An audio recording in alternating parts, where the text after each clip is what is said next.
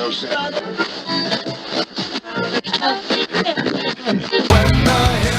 of Los Angeles, I'm in most Hollywood nights. She goes to California, oh, California. What you say about Los Angeles? LA got the people saying,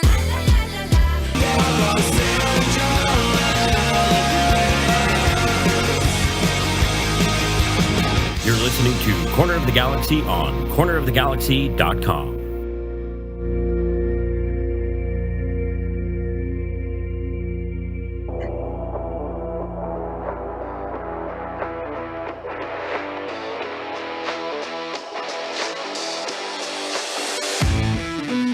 It's time for another episode of Corner of the Galaxy from the Box, the show that gets you behind the scenes of the LA Galaxy and into the minds of soccer reporters and MLS experts. Corner of the Galaxy's Josh Guesman and LA Times soccer reporter Kevin Baxter. Let's start the show. Hello, everybody, and welcome to Corner of the Galaxy from the Box on cornerofthegalaxy.com. I'm your host, Josh Guesman, coming to you on a Monday, March 15th. The LA Galaxy, hey, they played a preseason game. We're going to talk about it. It's one of the few things that actually happened between Thursday and Monday that we can talk about. So we're going to get that. Also, a rumor is emerging. We've talked to you about them before. We're going to talk to you a little more in depth as that seems to be progressing at a pretty rapid rate here as well. So we got that stuff in there. There's some good international talk as well that we're going to get to. So a lot of things to talk about, a lot of things to get to. And to help me do all of that is Kevin Baxter himself, the Panda. How's it going, Panda? Hey, I thought you were a University of Arizona guy. No, Arizona State. Arizona State. I knew it was Arizona somewhere. Yeah. You're not supposed to mess those up. I just would like to. That's bad. I had a friend that went to Michigan State, and his at his wedding, his prospective mother-in-law had the band play the Michigan fight song, and he was a Spartan. University of Florida. No, it's just just a red shirt. I just went with a red shirt today. I don't think you should be reading into my wardrobe as any support for any particular team. But you take that red shirt, the nice red kind of golf shirt, and then you put a gator on it, and all of a sudden it's $20 more. $20 more. $20 You must be living 30 years in the past. $20 more. That would be nice. That would be. Could I get that shirt? I'd take 3. My mom always, my wife always says that don't go on The Price is Right, because I'm always like 30 years behind all the prices. $1, Bob. A loaf of bread, a quarter. I'll give you a quarter for that. $1, Bob. It's Drew Carey now, so you're gonna have to figure that one out. Well, no, I mean, I know you didn't pay any attention, but perhaps our listeners paid maybe just a little bit of attention. Is that the Hammer and I did the Liga G final last night, the FIFA final. I heard all about that. A lot of rave reviews for your play-by-play. It was fun. We had so much fun. It's so stupid that we enjoy doing it that much, Kevin, but it is so much fun. I think we're going to try to put some highlights together, and for Thursday night show, the Hammer will be back and talking with us, and maybe we'll show some highlights there and do some stuff. But yeah, if you didn't get a chance, the LA Galaxy's Twitch channel, if you go to twitch.tv/LA Galaxy, it has some replays of that game, of those games. It was a best of 3 series, Kevin. It went to all 3 games, and the game tying goal of the third and final match came with about 10 seconds left on the clock, and that team went on to win it in extra time. For digital gaming, for everything that I understand, it's not real. Tell that to the people who were watching it, because the chat room went crazy. People were screaming. I've heard video of the players themselves whenever they went through, and they were jumping up and down. It was pretty incredible.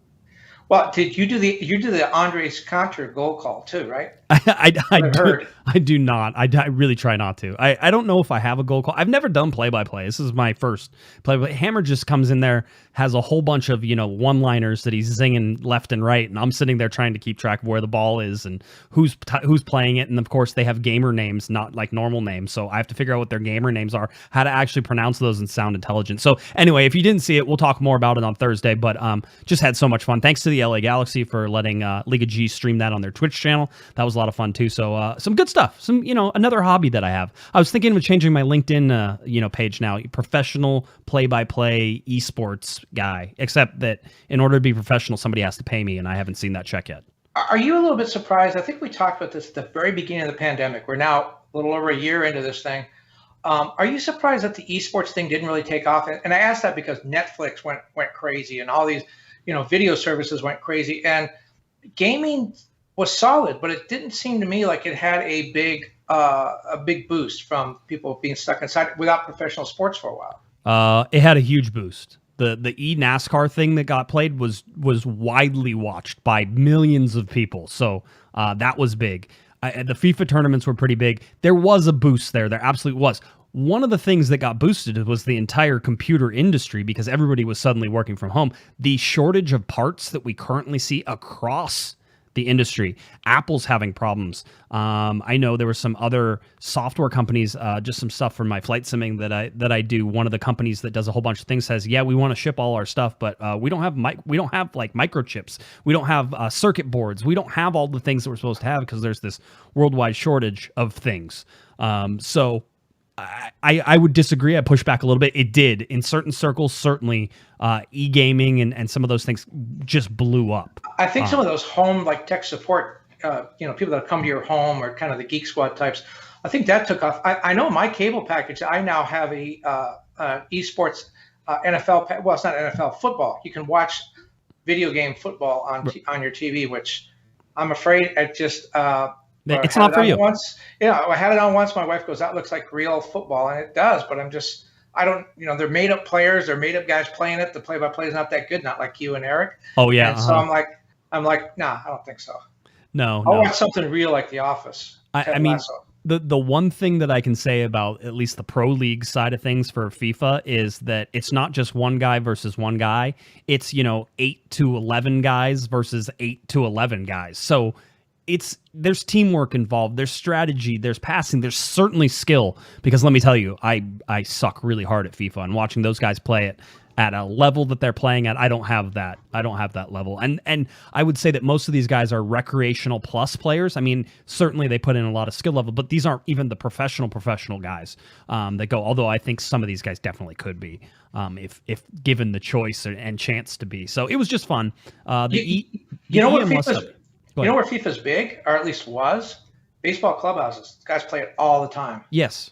Yeah, absolutely. That's one of the reasons that soccer has gained so much popularity in the United States in the last 15 years is because of that video game. That is an easily traceable mark of some of the success of soccer in the United States. So it's a big deal that the fact that the LA Galaxy have Dignity Health Sports Park as a stadium in the game. And it's huge. I mean, we go on the Discord all the time and they're like, when are they going to add Williams to the live rosters on FIFA? Because I want to play with him. I mean, being able to connect as a fan to your team even more. And that there are guys who have knowledge, just like Football Manager, which is, a computer game where you get to it's more tactical and management based and a whole bunch of things. You're not necessarily playing the games and that. You're simulating the games and you're putting the formations together. You're putting the strategy together. You're buying and selling players. So you're doing that, the Football Manager side of things. There are real world teams across the world who use Football Manager as a scouting device because their information is so good. And that there's some people who know of players from these video games, from playing, Football Manager or from FIFA. So, I mean, there's a connection that's deeper than just it's a video game. There's a connection to the game that gets people to know the actual players who are around the world. It's one of the reasons Zlatan is so smart to sort of go out there and challenge that a little bit, Kevin, which is like, oh, I don't remember giving you, the permission to use me in your game. And it's like, well, yeah, I mean, FIFA made that decision for you, Zlatan. Argue with them. But at the same time, the individual marketability of a player in these video games is going to be a huge deal as this continues on. Absolutely. All right, let's get to some LA Galaxy talk. There was This is the non-video game portion of the program. That's right. There was a scrimmage. We talked about this scrimmage.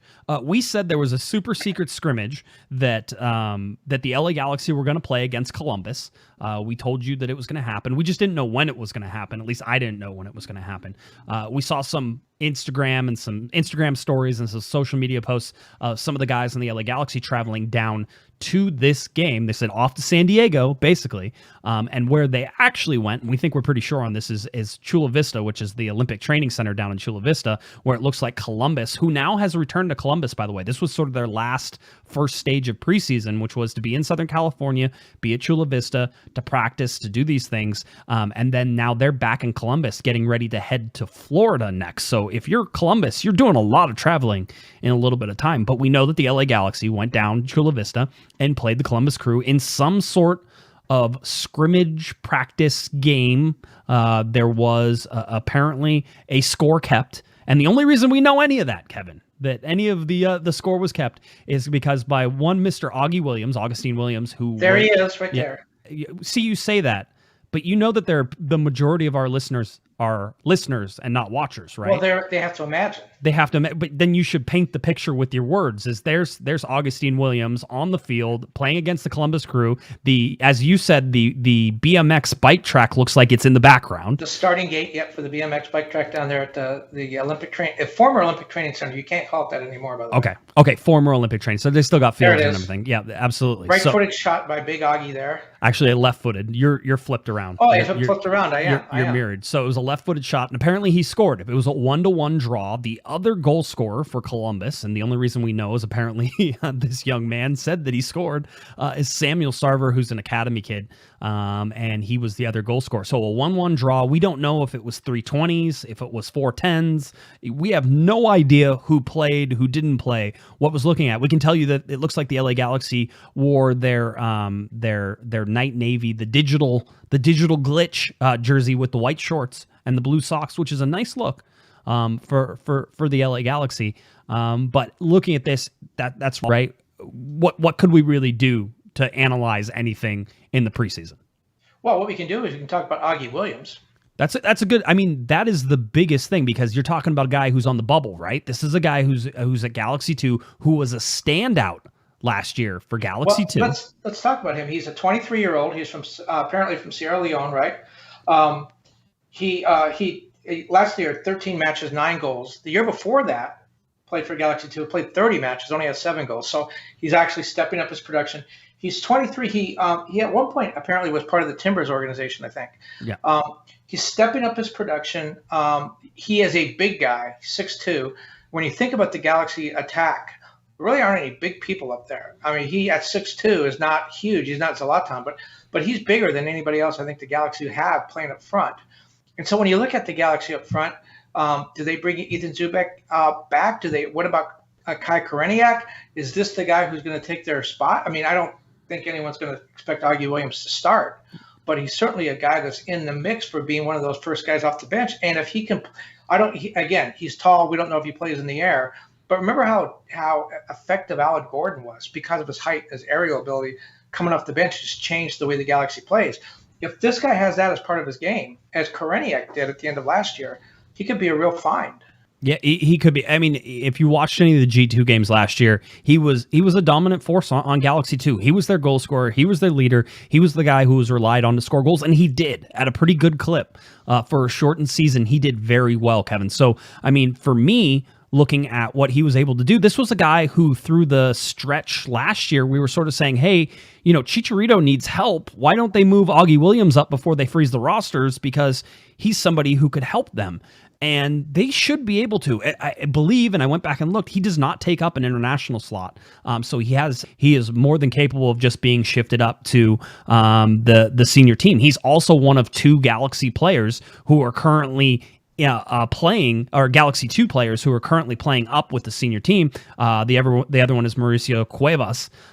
So between Williams and Cuevas, both of those guys could technically, I see, maybe make names for themselves and actually put themselves up on the senior team. So Auggie Williams is a guy I expected to make the move up, and whenever they were signing G2 guys, Kevin, I was waiting for them to sign Auggie Williams and move him up. Now, whether or not the Galaxy are sort of going through all of their choices, making sure that they have everybody that they need, and maybe they're saying this is maybe a bubble. Maybe they're going to go out and sign somebody else for that position as the second striker. But this is a guy who very realistically, I think, has the size, has the technical ability, and certainly has the goal-scoring premise, Kevin, to be a player who can play on a senior MLS side. So it's not a stretch. Seeing him score in this game is not a surprise to me.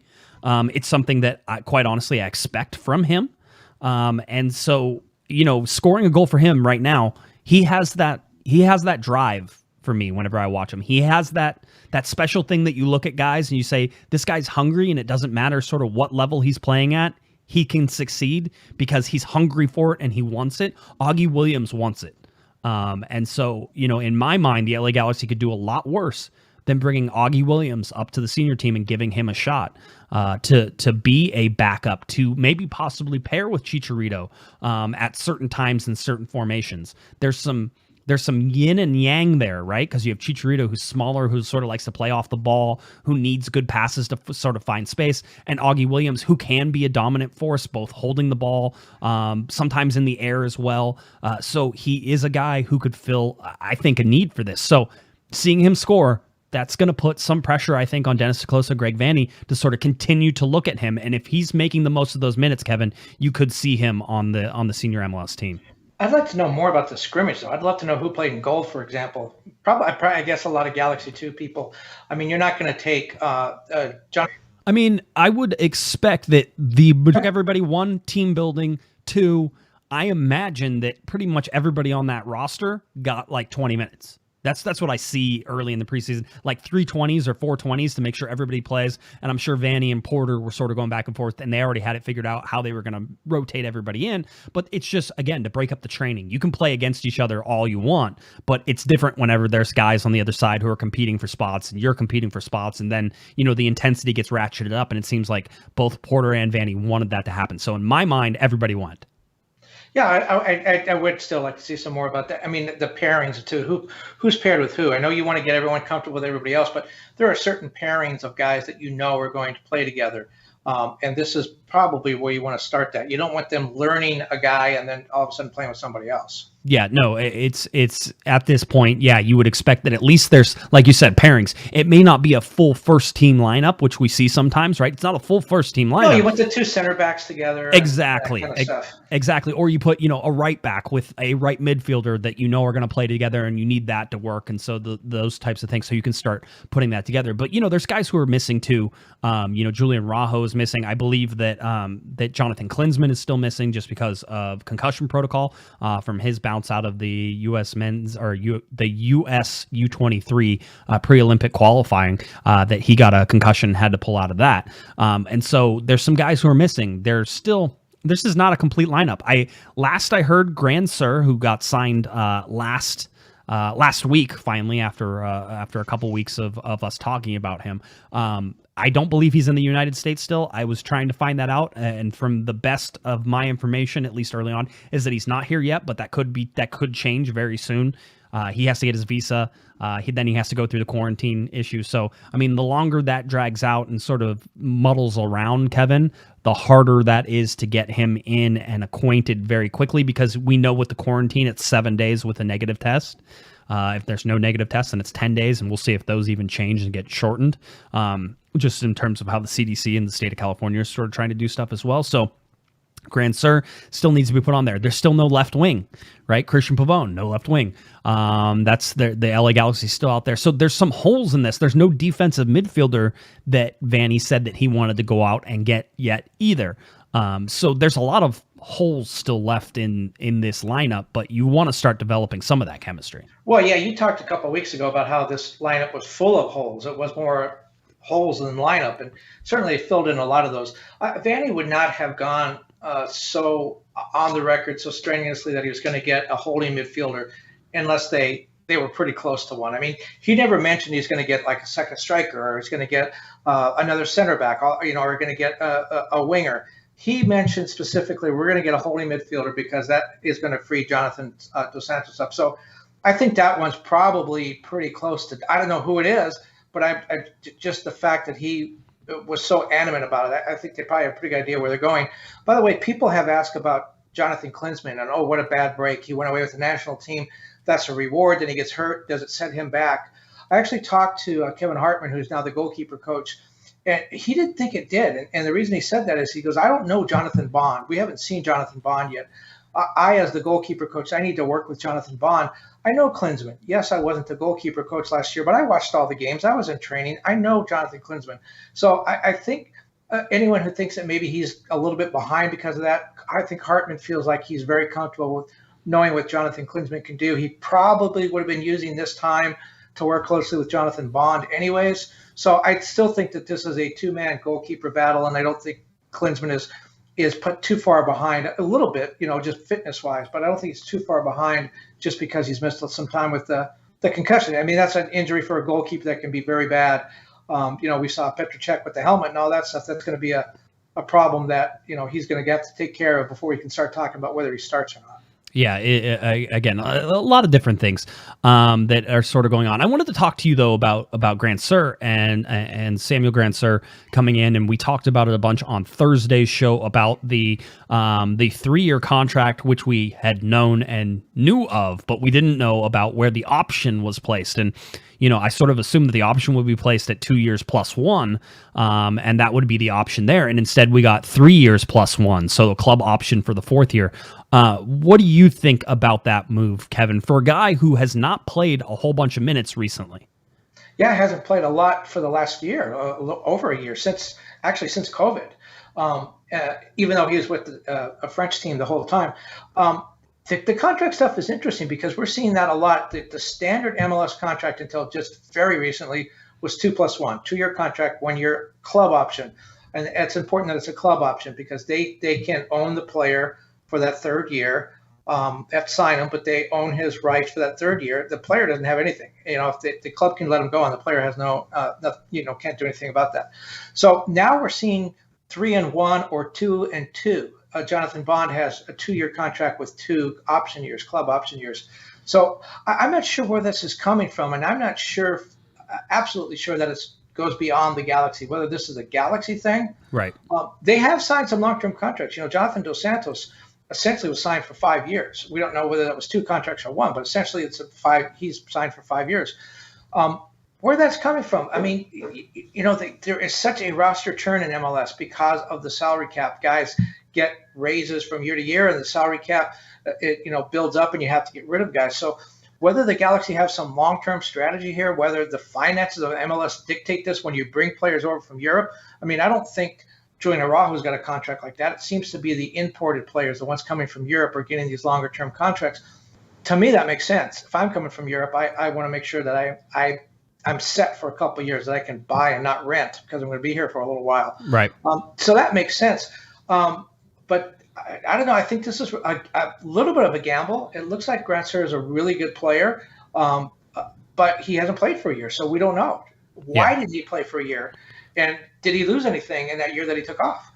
Yeah. I mean, there's, basically hasn't played, I think, since the summer. It's just the summer, but that's almost a full year now. Whenever you figure that out, right? Stopped playing in March. Yeah. Well, he actually played, I think his last game he played in August, right? Because they tried to finish stuff up on the back end of things. And so I think he played in August, but that was August of the previous season, not this 2021 season that the rest of the world is on. So it's been a very long time. So getting him into camp and sort of figuring out where he fits in is going to be an interesting one. And yeah, I mean, it's the other part about that. I don't know if we touched on this on the show or Thursday or not, but did you notice that the LA Galaxy, and it's not just the LA Galaxy, apparently the mandate comes from Major League Soccer, Kevin, but the mandate is to include the contract length in all of these.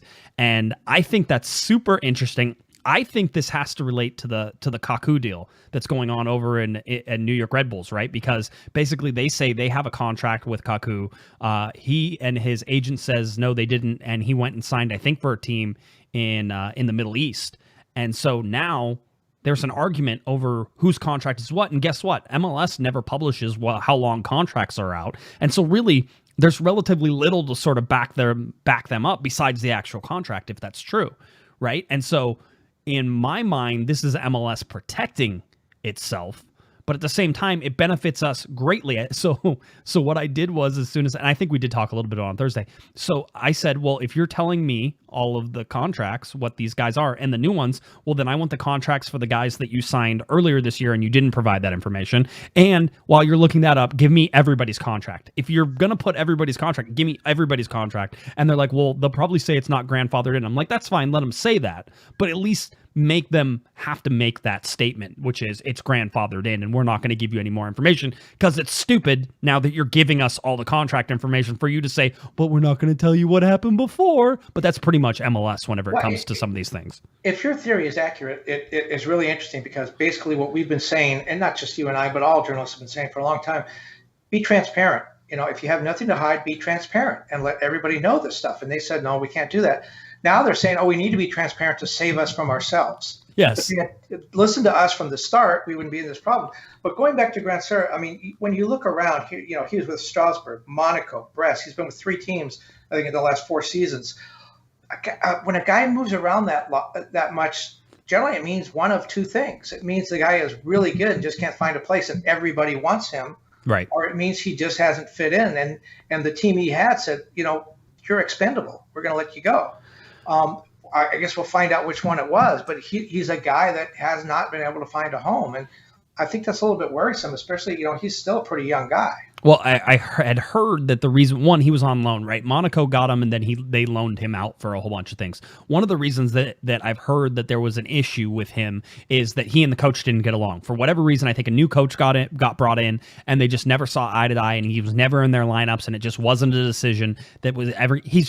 Sometimes coaches do that. They have their own guys, and the coach was like, "This guy, no, he's no good." And we're not going to go after him. So there's a chance side of things, the optimistic side, the glass half full side, that you're looking at Grandsir and saying, okay, well, this is a guy who just, for whatever reason, didn't work with the coach. He's still a good player, and he can fit into a certain system. And if he has a coach who believes in him, he can be a good player. And I think that's what the LA Galaxy are banking on right here. But they're banking on it to the tune of 3 guaranteed years. Kevin, this is going to be like Pipo Gonzalez, which is, we got our guy, no problems. We know this guy. He's played in MLS before. He's going to be a good signing. We know this is a no-brainer. And you sign him, and you've gotten relatively little out of Pipo Gonzalez during that time, and he's a TAM player. I got a better example. I think it's more like João Pedro. João Pedro. There's another one. Yes. But it is a gamble. The money is not the gamble. The years, that's kind of the problem. Right. In talking to Jonathan Bond, one of the things I found interesting with him is I said, look, every goalkeeper in the world probably wants to play in the Premier League. You were there in the Premier League and you didn't get to play. Are you coming over here to prove yourself so you can go back to the Premier League? And he said, no, I'm coming to play in MLS. I want to play. I want to play 34 games a season, and I want to start every one, and I want to win a trophy. And if that happens in MLS, then that's where it happens. And I'm not looking forward to I'm not doing this to go back. If that's Grandsir's point of view, where, hey, I just want to play. I'm getting older. I'm still a young guy, but I'm getting older. I know I'm good. Someone's going to give me a chance, and I'm going to prove how good I am. If that's the attitude he brings, it's great. I mean, I think that he could be a real bargain. But if he comes over and says, I'm too good for this league, which we haven't even met him. He's not even here yet. Right. But if he comes over with that attitude of, I'm too good for this league, Monaco screwed me, they should have played me, he's here for 3 years. So let's hope the Galaxy did their homework, which is hard to do, as we've talked about, hard to do right now with COVID. I bet you they haven't met this guy in person yet. Yeah, so I believe that whenever Vanney talked, he said that so far with everybody signed, they at least got to talk. And I don't know if that was talk in person. I would imagine it wasn't. But yeah, he says, he always likes to sit down and talk with people. And so I imagine they've been doing that on Zoom and just, hey, how's it going? Blah, blah, blah. Here's what I see. What do you see? Let's talk about it. What are your hobbies? Do you have any family? That type of thing. You need to sort of figure that out, one, to get a mindset. But yeah, I mean, the COVID thing certainly has put I'm going to say a damper on the entire league. It's the entire world, though, where transfers are down, money is down. There's just the due diligence that you have to do in order to make some of these signings isn't possible right now. And I think that has not only that, with finances also being tight across the world in soccer. I think if you look at all those things, you can say, okay, there might be some, maybe we need to be more cautious with this. And so everybody seems like they're being a little more cautious. Guess how many DPs have signed this winter? There we go. I got you back.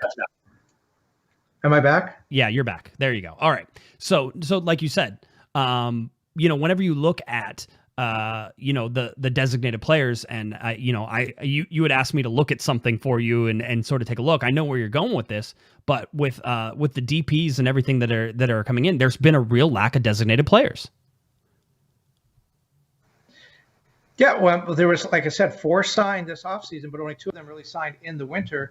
There's a lot of reasons for that. 19 signed at this time in the preseason last year. So 19-4, there's a lot of reasons for that. A lot of homegrown players have signed. I think 33 homegrown players have signed this offseason. So that's a factor of the financial things, where clubs not knowing what the collective bargaining agreement was going to look like, not knowing what COVID was going to look like. But it goes to your point that they didn't get to know these players. They're not going to sink a multi-million-dollar contract into a guy they haven't got to meet face to face. And Dennis DeClosa, by the way, is very much like Greg Vanney, really wants to sit down and get to know these players before he makes a commitment. Right. So league-wide, two designated players signed this winter for this offseason, way lower, 1/5 of what was signed last year. Yeah, and the LA Galaxy currently sitting there with an open designated player spot as well, with Cristian Pavon and everything else. Let's get a little more updates on some players, and let's talk about some of the things that are going on with the Galaxy. And this will be sort of in the rumor section as well as looking at Cristian Pavon and where things are. Let's talk about a rumor that has popped back up, and I'm here to tell you seems to be gathering some steam and looks like it's headed towards completion, at least right now. Victor Vázquez coming to the LA Galaxy. This is a former Toronto FC player. He's 34 years old, Kevin. A guy who did very well with Toronto. Was very much a Greg Vanney guy, a workhorse, a central attacking midfielder, a central midfielder in the center, sort of more of a 10, a more of a creative guy, able to find passes and do some things. This is a guy who I've been told Greg Vanney trusts a lot, and that he sees a lot of good in him. And I would imagine that Greg Vanney sees Victor Vázquez as a leadership type guy who he can bring in and get some minutes out of. Now, having said that, we know that there already is sort of a guy who's like that as well, in Sacha Kljestan. And in my mind, and I know this certainly was talking about in the Discord as well whenever Victor Vázquez was mentioned. And by the way, I haven't told anybody about any of this news. So if you're listening to on the podcast, I probably haven't said that the LA Galaxy are definitely interested in Victor Vázquez, and it looks like it's heading in that direction. I haven't said any of that, but Victor Vázquez and Sacha Kljestan, if you add them together, Kevin, with both of their ages, right, it sort of gives you one complete player that you can rotate in that spot. So those are basically two rotatable players that can play some sub minutes. If you want to, you can pair them together in a game, which is, Sacha Kljestan starts and Victor Vázquez finishes it.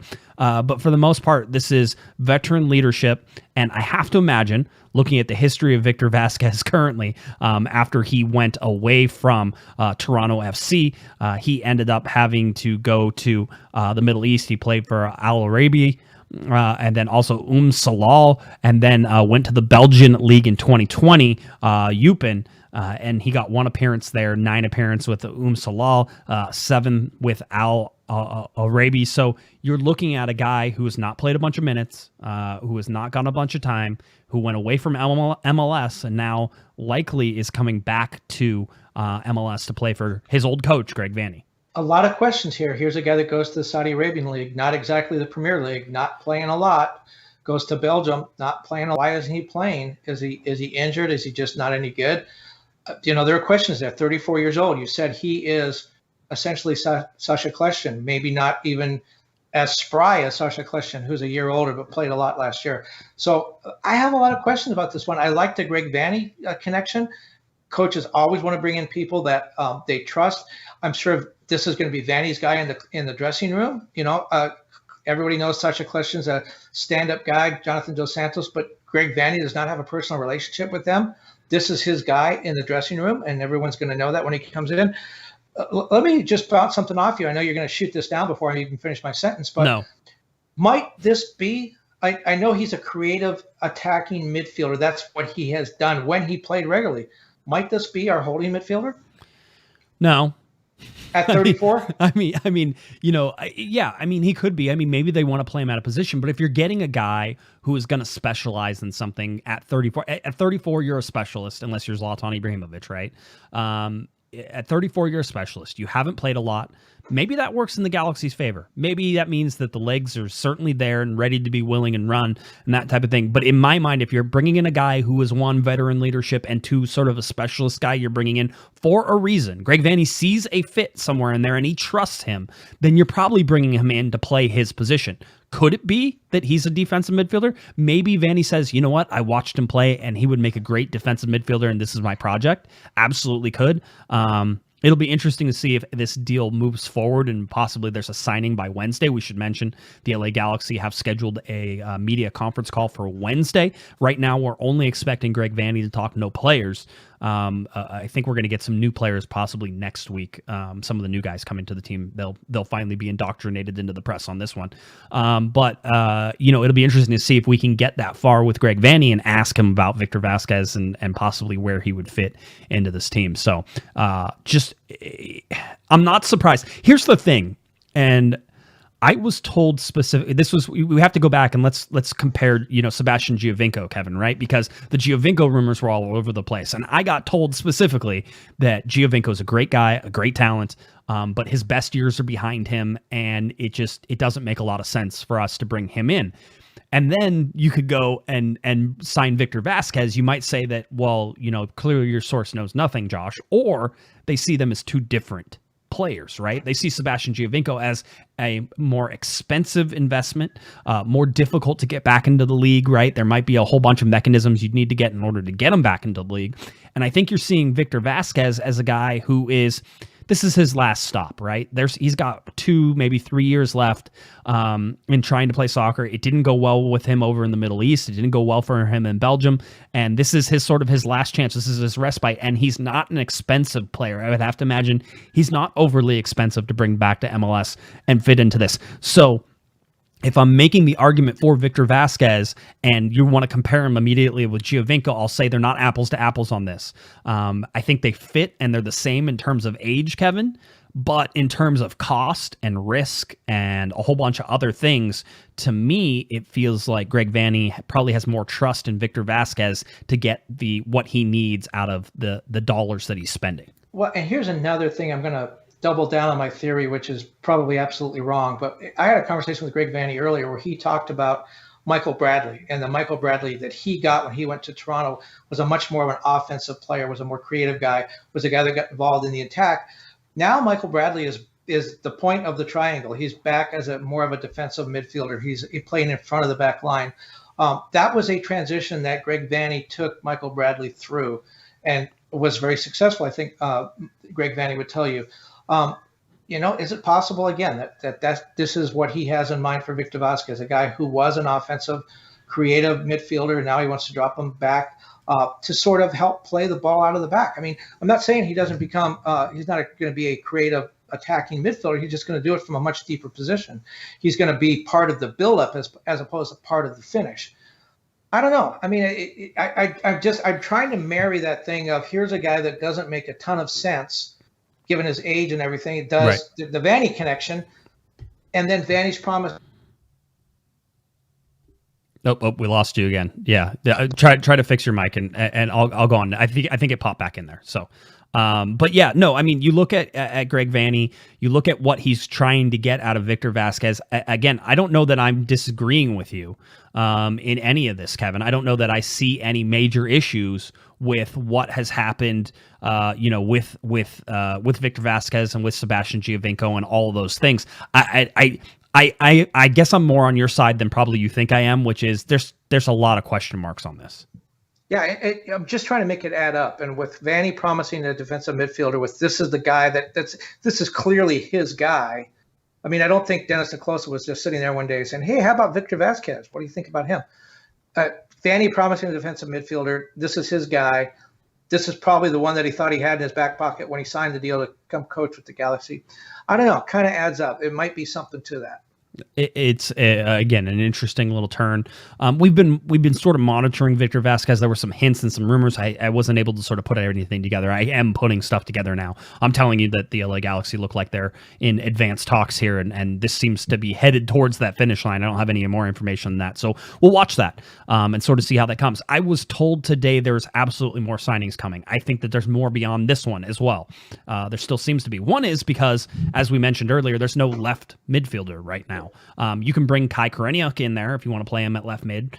You can bring some other guys in and play them in that position. But in terms of replacing a Cristian Pavon, a possible MLS MVP caliber player, the LA Galaxy have not done that as of right now. Why are we replacing Cristian Pavon? Well, here's the thing, and we've been going back and forth. So let's give you an update again on where the LA Galaxy sit. I have been told multiple times throughout this that the LA Galaxy 100% believe in Cristian Pavon. They believe in his innocence for the sexual assault and rape charges that he's facing in Argentina, and they believe in his innocence. And that was a very strong, sort of, we know what we're doing, we're paying attention, the whole deal, but we're watching the situation. Clearly, we don't want to get the team in any bad ways. I feel that's softening. It's softening a whole bunch, and it should be softening, quite honestly, with everything that's going in Argentina. So the update for today is that once sort of unflappable, this seems like it's happening, and I'd be surprised if it didn't happen, now seems to be much more on the we need to do what's best for the club sort of line. And in my mind, if that's the case, then they can be patient with this, and they can just wait it out. And I wouldn't be surprised if the LA Galaxy carry an open designated player spot into the summer transfer window. It could be very beneficial for them to do that. But having said that, there's a softening there, Kevin. It doesn't feel like they're locked in and saying we're absolutely going to get this right, and Cristian Pavon's going to be, a player with the LA Galaxy. That's certainly the stance that I felt before. That's not the stance I feel anymore. And certainly the people who bought their community kits with the Cristian Pavon back number there might want to. That might be a collector's item because he may not be coming back to the LA Galaxy. Well, who do you put at left wing with the people that you have right now? You could move. So if Grand Sir can play left wing. Okay. So if you wanted to move him to the left, you could move Sebastian Lletget out to the right. And that would give you a, starting lineup that is somewhat feasible. So you could do that. And those are starting caliber players to do that. But I think you pull Sebastian Lletget away from where Greg Vanney wants him, which is sort of up near Chicharito, sort of in that cam role, the central attacking midfielder cam role, and whoever was going to be the attacking midfielder on that might be Victor Vázquez, might be paired next to Jonathan Dos Santos, or Sasha Kleshin might be paired next to Jonathan Dos Santos. Jonathan Dos Santos gets to be more box-to-box, but certainly more offensive, and there's still a defensive guy that sort of sits there. That's the problem. The defensive midfielder spot for me is still open, but to fill somebody on the left-hand wing, you could shift people around in that direction with Grand Sir. And there's a lot of outside backs now, which we didn't have 2 weeks ago. There seems to be a lot of outside backs. So Julian Araujo could play the right wing and allow Sebastian Lletget to move up. Yep. Yeah, absolutely. And you could have O'Neal Fisher sort of fall in there and be that right back side, right? So right back O'Neal Fisher, you could move Julian Araujo up to right mid. You could move Sebastian Lletget over to the left-hand side. And now, again, you have, you can move Grand Sir over to the left-hand side. That would give Sebastian Lletget time in the center where I think he wants to be. And two names you didn't even mention, or we didn't even mention, Cameron Dunbar and Efrain Alvarez. Absolutely. And so Dunbar's a question mark. I think that Vanney, whenever I asked him the question last press conference, sort of said there are some guys who are going to be spending time down with G2. I think it's a question whether or not Cameron Dunbar is one of those guys. I think he's on the bubble. I would say that Efrain Alvarez, quite honestly, should be a bench player for the LA Galaxy. But if you want to continue his progression, are you giving him time down at G2 as well? But let's talk about Efrain Alvarez as well. I don't want to. Did we answer sort of the Pavon part? I think we got that. At least you understand the LA Galaxy may be moving away, starting that movement away from Pavon. Yeah, and everybody knows the background. I believe the trial didn't the trial start this week, or at least the court proceedings. I think it's March 23rd. So it's that far away. Okay. Yeah. So it's still the next week, right? Next week is when that would start. Is that next week? Yeah. 7 and 5. No, it's 12. It's Monday. Yeah. It's like next Tuesday. It's a lot of math just to figure out what day it is. Tell me about it. So yesterday was Pi Day. It was 3.14, 159. By the way, as you're winding up into this Efrain Alvarez thing, you talk about him going to Galaxy 2. We keep hearing how he's a second coming, how he is the next Messi, Ronaldo, pick your name. If he's got to get at least 15 starts this year, we got to find out what he has. All we have so far is hype and a couple of flashes. We got to find out what he's worth. But I mean, this is one of those, and it's always a question that you always get into with young talents, right? Do you start him to give him the starts, or does he earn the starts in practice and then he gets those starts? To me, in the minutes that we've seen him, he hasn't earned any additional time. So it's hard for me to say, oh, well, he needs 15 starts. He needs to earn 15 starts, and then he can get it. Right, exactly. And if he doesn't, then I think maybe it's time to cut him loose and say, look, it's just not working here. We know that you're the greatest thing since sliced bread, but you're just not cutting it here, or you haven't impressed us to the point where we're going to give you a lot of starts. They need to let him go. For him, if nothing else, he's still a teenager, but it seems like he's been here forever. Right. And just, there's he's shown those flashes where you go, oh my God, this guy really is the real deal. And then all of a sudden next week he's on the bench or not even dressed out because he didn't play well in practice. Yeah, and listen, there are some guys who don't train well, right, and who just play in the game and can do it. I will say that even in the game minutes we've seen Efrain Alvarez, yes, there's been flashes, there's been good stuff. I mean, and then there's this big, not even argument, but there's buzz around Efrain Alvarez because he was at one time called into the U.S. men's national team camp, and for that U23 camp, he sort of went and trained a little bit with the U.S. men's national team, and now he's back, basically saying he's going to be back with Mexico. There's no back with Mexico. He's with Mexico, and he's cap tied to Mexico, mostly because of his involvement with the U17 World Cup. That is an official game for a federation, and therefore he is cap tied to Mexico right now. The decision he could make is to file a one-time switch. And there are a whole bunch of rules that dictate whether or not you can make a one-time switch and how that works. But basically, having 3 senior friendlies would cap tie you for reals for from what I understand, would cap tie you to the Mexico national team and would negate the one-time switch. But I think you can play at least 3 friendlies with the senior team, and after that, then you would be cap tied to it. So there's rumors now that he didn't get, that's not even a rumor, he did not get called into Mexico's U23 camp for the Olympic qualifying. He did not, but everybody's saying basically he's going to get called up to the senior team. Tata Martino is going to bring him up into the senior team. And my question is, that's great. I think that's, if you're an LA Galaxy fan, I think everybody who is following this has some allegiances, right? People are U.S. men's national team fans. People are Mexico fans. And I think it's clouding the general judgment for what is best for Efrain Alvarez and the LA Galaxy.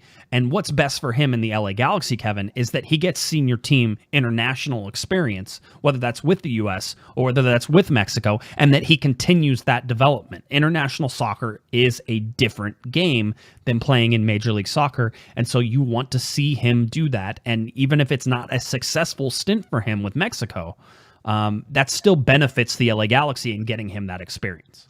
Well, I think it's a very difficult decision for him. He's a competitor. I'm sure he wants to go. He's not afraid of competition. He wants to go to a good team and fight for a job.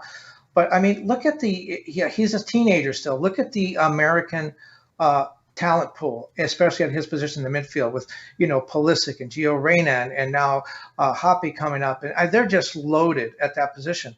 Conversely, Mexico is still a pretty old team. They haven't brought a lot of young guys along. They have some younger guys, Chucky Lozano and some others, but certainly nobody who is going to be there for 10 to 12 years. I mean, Efrain Alvarez could go to the U.S. national team and really face a difficult prospect in trying to get any minutes for the next decade. He could go to Mexico and maybe after Qatar, because those guys are going to be, the whole Jonah, Gio, and that Memo Ochoa generation, that's gone after Qatar. He could be looking at a situation where he starts for the Mexican national team for the next 8 years because they just don't have anybody. Yeah. And I think that's got to be something that at least his agent is talking about, if not Efrain. So there is a lot to say about, look, my parents are from Mexico. I want to honor them. My dad got me into soccer, and in Efrain's case, that's very true. His dad is the one who got him into soccer. His dad was his first coach. He may look at that and say, I want to honor my parents by playing for Mexico. He may look at it and say, the U.S. has given us, my family, so much. I want to play for the United States.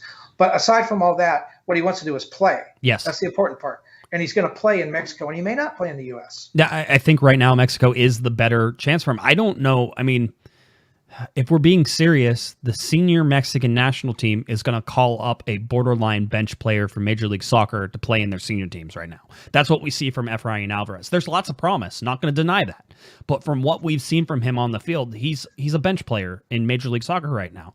And, Dennis talks about it all the time about guys going from Major League Soccer to Europe, and he sort of has his definition, which is, you kind of got to be a regular starter for your team before you're able to go out and be transferred somewhere overseas. And to me, this feels a little bit like that. It's like you should probably be a regular starter for your MLS team if you're going to go to the Mexican senior national side and playing games. But regardless of that, it's sort of, you have to look at this and say, anytime he gets with the senior Mexican national team is good for the LA Galaxy and can only help further his development. And if he shows there and he has good showing, that confidence can be carried over into the LA Galaxy. So I would, if you're being this as an LA Galaxy podcast in terms of what we focus on, I would say set your allegiances aside a little bit and understand, Kevin, you hit it right on the head. He needs to go someplace where he plays. And right now that place is probably Mexico more than it is the United States. And so staying with Mexico is the best deal for Efrain Alvarez. Plus, staying with Mexico means that you still preserve that one-time switch as well. So no decisions were made. And Ives was even on Twitter saying Efrain hasn't made up a decision either way. He's just staying with Mexico right now. And you could say that's a decision, but it's not a binding one that's going to hold him to one or the other. Well, I think Greg Berhalter kind of forced Mexico's hand a little bit. He called their bluff when he invited Efrain to that camp and said, here's the guy we're thinking about. That forced Mexico to say, oh my God, do we want this guy? Because we could possibly lose him. The U.S. is showing interest. I'm sure they're whining and dining him, showing him a good time, trying to woo him to join the U.S. We better take a look at this guy. And I think that's why he was passed up for the Olympic qualifying tournament. The senior team said, we want to take a look at this guy and make a decision. Do we want to pursue him, or are we okay if he leaves? And I think that's what these two friendlies will be, a chance to say, do we want to keep this guy, or are we okay if he walks away? Yeah, it's going to be interesting for Galaxy fans to watch that. So again, one of the sides of this also is that there is some U.S.-Mexico gamesmanship going on as well. Greg Berhalter knows exactly where the depth is for the United States men's national team right now, and he knows it's a packed field. And he probably knows that Efrain Alvarez would have to do a lot to pass some of these people. And he has the ability and the talent. There's some hype enough there that maybe he could develop into one of those players. So as a national team coach, you want the widest pool that you can get, Kevin. You want to be able to choose from all of these players. That way you can mix and match. And if there's injuries, you can do a whole bunch of things. So that pool needs to be as deep as you can make it. And so for him to add Greg Berhalter, to add Efrain Alvarez to that deep pool, it does two things. One, it gives him a bigger pool of players to choose from. And two is it takes somebody away from Mexico. Right. And don't discount that, because that's a huge thing. You're going to be seeing Mexico playing the U.S. in the Gold Cup and Nations League forever. And, all Efrain Alvarez has to do is beat the U.S. one time, and they're never going to hear the end of that. So, yeah, absolutely. Denying Mexico the use of Efrain Alvarez would be a big deal for Greg Berhalter. Well, let's shift gears a little bit there. So Efrain Alvarez, this is going to be an interesting year for him. This is really, I think, a make or break year. I'm in agreement with you, Kevin. So we'll keep an eye on that. Let's close up the show a little bit here with some season ticket holder stuff that we wanted to get to. And we talked on Thursday, and I brought up a chart that I had made. So if you're watching on the video, you can certainly see that chart. And if you're not, I can explain it to you as well. We talked about imagine it. If you can't see it, just imagine it. Close your eyes. World of make-believe. I'll walk you through it. The LA Galaxy have three sellout numbers, and we've talked about this. 25,174 is the capacity sellout crowd. 26,674 is the over-capacity sellout crowd. That's basically whenever they open the grass up. And then if you want to add 300 more seats, you can, and they call it the over-capacity sellout crowd with an additional 300 seats. So your max number that really you can get at Dignity Health Sports Park is 26,974, which is about 26. Actually, it's exactly 26 short of the 27,000 number we once knew. We talked a whole bunch about that on Thursday, but basically we talked about the capacity and what would happen in the different tiers. I believe that LA County and Orange County both in the red tier right now.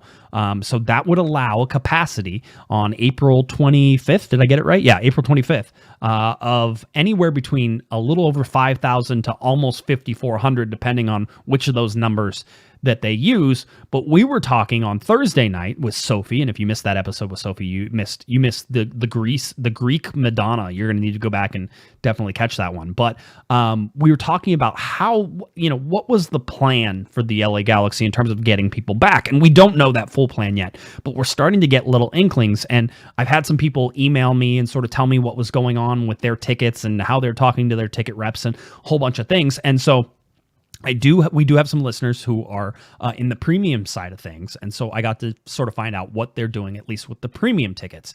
And it seems that those premium seats, those are the field side seats, and certainly the center of the stadium, the center of the field at the midfield line, underneath the press box in those areas. And I'm trying to remember exactly 108. It's not 108, and I think it's 109 possibly. It's 110, 111, and 112. I think those are the premium sections on the near side, and then like I said, all the field side seats.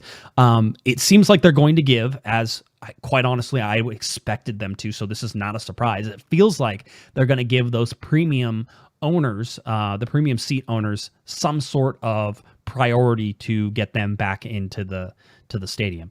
That, you know, there's two sides to that whenever I think about it, Kevin, because when you think about it, premium seat holders spend the most amount of money on their seats, and so therefore I can understand them giving a premium.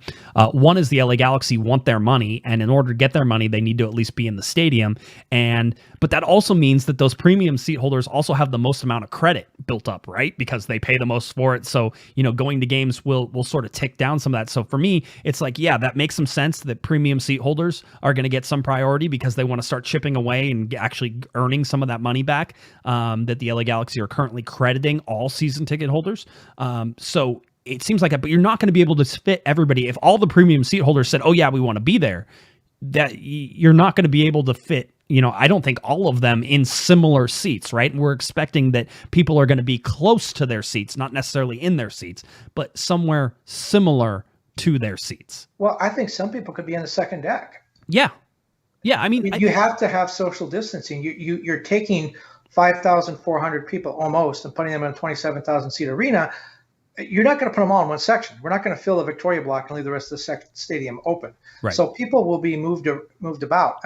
Now, if you're complaining about that, if you're upset about that, I understand. But if I told you that you're going to go to a soccer game for the first time in a year, you'd probably be pretty happy. And you'd probably be happy to sit in the second deck. So, you know, there's a little bit of a trade-off to all of this. I was going to say, second deck is where I saw my first ever LA Galaxy game. It's a great place to watch games from. It's a little chilly up there because the seats used to be metal. I think they got put actual seats up there now, so that might be a little bit better. But yeah, they're going to spread people around. They have to spread people around. So at least right now, from the premium ticket side, it seems like the LA Galaxy are going to actually discount those tickets as well, because if you're a premium member, you can't go to the Champions Lounge because that's not going to be open. You can't have field side seats because there's going to be a certain amount of distance you're going to have to stay away from players, right? So they're going to move people back. Sometimes I think I've seen stadiums like block out the first 2 or 3 rows, and you can't be within those first 2 or 3 rows. At Dignity Health Sports Park, you're far enough away from the action that I don't think that that's necessarily a concern. And when we went, they had photographers in that front row. So I don't think that that's an issue in terms of spacing. So we'll just watch that. But, you know, for at least the premium side of things, I imagine... you know, I keep trying to think of how I would try to do this. And in a lot of ways, I would go into each section and say, okay, you know, hey, section, 109, everybody in section 109. We're going to start with the people who are closest to the field, who spend the most amount of money. So maybe that's the first, the bottom half of it. And we're going to say, do any of you want to go to this game? And people are going to be like, yeah, we want to go. And then you're going to sort of figure out on a priority basis how that works. So that way you could at least possibly keep people in the section. But the business side of me says, find the people who are spending the most money on their seats, regardless of where they are. And if they want to go, they get to go back wherever we put them. And that way, we can start chipping away at some of these credits and getting the most money for these games as possible. But that would certainly discount supporters sections, and the way they do that. So there's going to be some feathering in of all of those things. Oh, well, and there'll be other rules too. For example, I don't foresee that there'll be tailgate parties. I don't think those will be allowed. There probably most, if not all, the concession stands will be closed. I don't know how they're going to work that. You're going to have to feed people, but that is going to be different. I wonder too about the supporters. I mean, the whole thing with COVID, it's supposed to be airborne, and the more you shout and yell and all that. Will they be able to bring the drums and shout and do the chants throughout the whole game in the Victoria block or wherever those people wind up? Will the supporters be able to do their normal thing? There's a lot that we don't know yet, and probably the Galaxy don't know yet either. Yeah, it's gonna be a lot of stuff. So we will certainly watch all of those things as we continue on there, Kevin. So just an interesting time to be an LA Galaxy fan. You're right on the precipice of possibly getting back into the stadium. For my mind, I'm guessing there's going to be just around 53, just shy of 5,400 people, sort of where Kevin has put it as well. I think we're both in agreement that the Galaxy will try to fit as many people into that stadium as they can. Although I think for the first couple of games they'll actually go well below the capacity that they're having, just that way they can sort of work out all of the kinks and sort of figure out how many people it takes to do stuff, how much security people you need. The more people that you bring in, the more security people you have, Kevin. But I would imagine that cap on capacity also includes people like media, and it includes people who are there, like ushers and security and that type of thing as well. And so as you get more, you need more. And so there has to be sort of a balance point in between there somewhere. And so, I would expect that the LA Galaxy is still trying to figure all that stuff out. I've been talking to people. So it'll be super interesting to see how they do it. Well, and your point about the balance too, I think that's a really important word, and I think the fans should keep that in mind too. It's not an either or thing, and both the Galaxy and the fans have to remember that. And by that I mean the Galaxy are going to say, I can imagine the Galaxy saying, you should be thankful you get to come back. Just listen to what we tell you and do what we say and pay what we tell you to pay. I can see where the Galaxy might want to do that and just say, we're letting you come back to the game. They have to remember the fans have been paying. A lot of these fans have paid their money last season for a season that didn't happen and sent their credit forward for a season that might not happen. The fans have a right to step forward and say, no, we've been paying you for a product we haven't received yet. We haven't gotten this product yet. We want our seats. We want to be taken care of. There's a balance there. The Galaxy have to give. The fans have to understand it's a difficult situation. Please be patient. We'll work it out. By the end of the season, hopefully we'll have almost 27,000 in the stadium. And, this will all be behind us. But we're not there yet. No, still creeping towards that. So that's where we sit. The LA Galaxy coming up. They do their preseason schedule starts the public preseason schedule. Let's put it that way. It's still all of these are behind closed doors. So at least the first couple scrimmages, the first 3 scrimmages are. But we know about these. So on Saturday, March 20th, the LA Galaxy will host San Diego Loyal. Landon Donovan's team will come up and play. The Landon Donovan USL team will come up and play the LA Galaxy senior team. That at Dignity Health Sports Park. So that'll be closed to all spectators, close to the media, as closed doors sometimes are.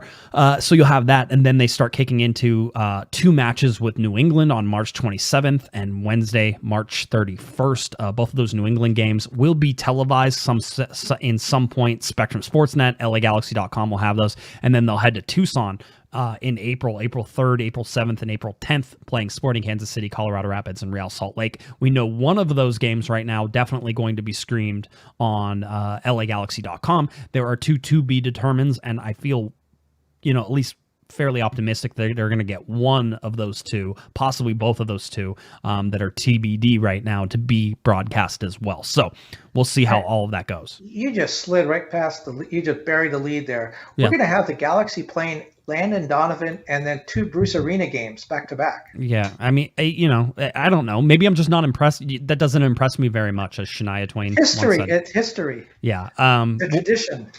For me, and I've made this joke before, but I like it, so I'll tell it again. There'll be more wine drinking in Hermosa Beach by Bruce Arena than coaching. Oh, yeah, absolutely. For those ones. And that's not a knock on Bruce. That's just these closed door scrimmages are throwaways early on. Now, you get to Tucson, things get a little more serious. So that I can see being, more of a deal and something we can watch. But we are going to get, the first look for your LA Galaxy coming up Saturday, March 27th, when they'll host the New England Revolution, 7 p.m. on Spectrum Sportsnet. That game will be on TV. You will be able to watch it, and you're going to get your first look at the LA Galaxy in 2021. That's exciting. That's not that far away.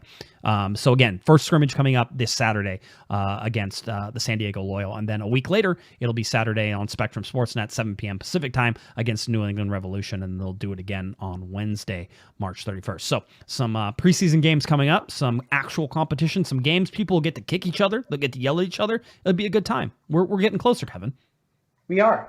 It's just right around the corner. We still don't have a schedule yet. We don't know what happens after the first home game. After the first 2 games, that's it. There's an away game in Miami, and then they come home and they host New York Red Bulls. What do you think of? I could just see MLS waiting to get that Miami game. Remember, that was the first game canceled. They just wanted that game so bad. Right. That they made that the first game they're going to play. Yeah, I was talking to somebody trying to figure out what the game was. they go, we're basically picking up where we left off, and I'm like, Miami, and they're like, yep, that's it. Well, so, but there's a message in that too, because we had talked about that, and a lot of coaches were speculating about that before the schedule was announced. Are we going to do this regional thing again? Are we going to play Seattle 17 times and Vancouver? No. Right out of the box, Galaxy only to Miami.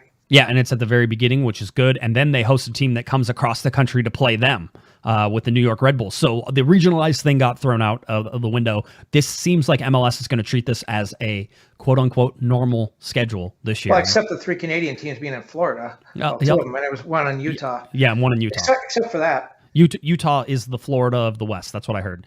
Anyway, so Toronto FC at Orlando. At Orlando, it'll be interesting. Again, normal. Normal is a word in quotation marks we've used now through 2020 into 2021, and we'll see how long that goes. Maybe for the rest of my life, normal will be in quotation marks. We'll keep an eye on that. All right, Kevin, anything else you want to get to, or we're all done? Normal should be in quotation marks when it's talking about you. Absolutely true. All right. If you're looking for Mr. Kevin the Panda Baxter, you can find him at kbaxter11 and certainly latimes.com. Head on over to latimes.com. All of his articles, all of his writings covering the teams in Southern California, both teams in Southern California in Major League Soccer, I point out.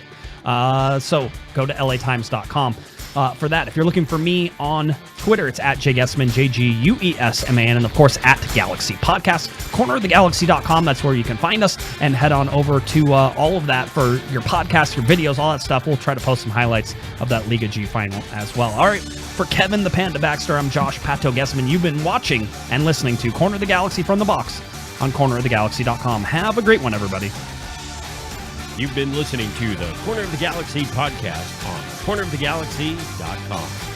You can follow the show on Twitter and Instagram at Galaxy Podcast, and be sure to check out and subscribe to iTunes, Stitcher, and Facebook by searching for Corner of the Galaxy. Fans, we thank you for listening, and we ask that you be kind and courteous to your neighbors as you leave the podcast. We thank you for joining us and look forward to seeing you again. Until then, I'm Michael Araujo. And on behalf of the entire Corner of the Galaxy crew, goodbye, everybody.